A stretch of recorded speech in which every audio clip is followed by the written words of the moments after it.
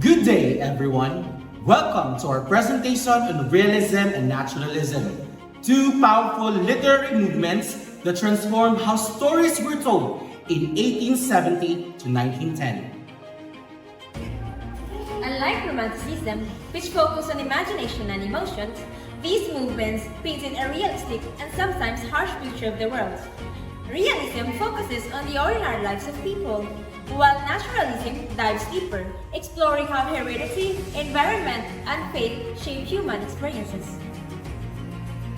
Through this presentation, we will explore the key characteristics of these movements, their historical context, and the brilliant authors who brought them to life.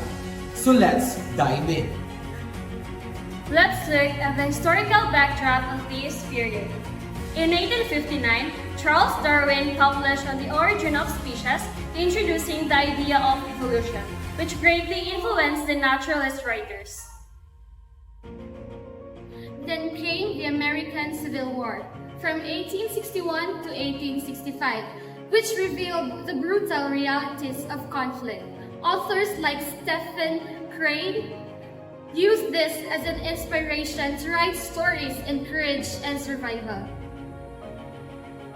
The Industrial Revolution brought urbanization and technological progress, but it also led to inequality and harsh working conditioning.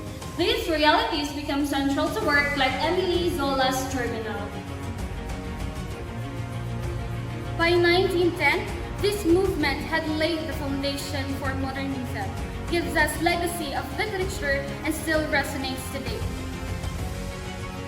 Here are the defining characteristics of realism.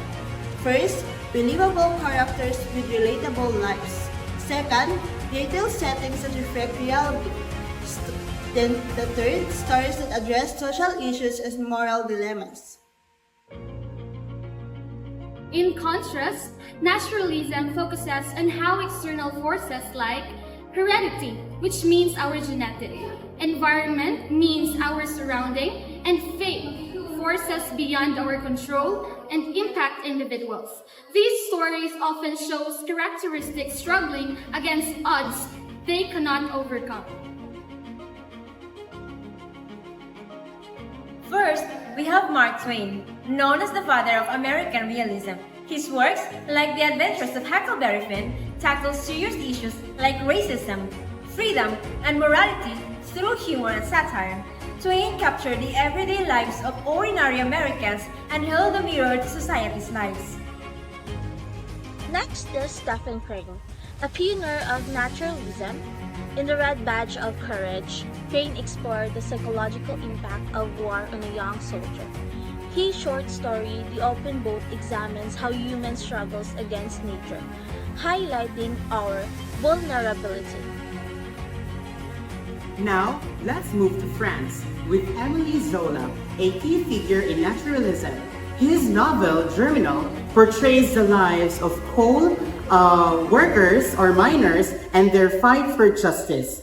Zola's work are vivid, intense, and show how societal conditions influence individuals. Another giant of realism is Henry James, known for his psychological depth. In novels like The Portrait of a Lady, James explored the inner lives of his characters, focusing on their motivation and moral struggles. His styles brought a new level of sophistication to realistic writing. Finally, we have Kate Chopin, an early feminist and realist writer. Her novel, The Awakening, examines a woman's struggles for independence in a restrictive society. Chopin's works were controversial at the time but are now celebrated for their progressive themes. Now let's analyze this excerpt from Stephen Crane's The Open Book. Nature does not regard him as important. So this line reflects naturalism's theme that nature is indifferent to human struggles, showing how small we are in the face of larger forces. Realism lives on today's media. Shows like Breaking Bad explore the consequences of ordinary people's choices in harsh environments, just like realist novels.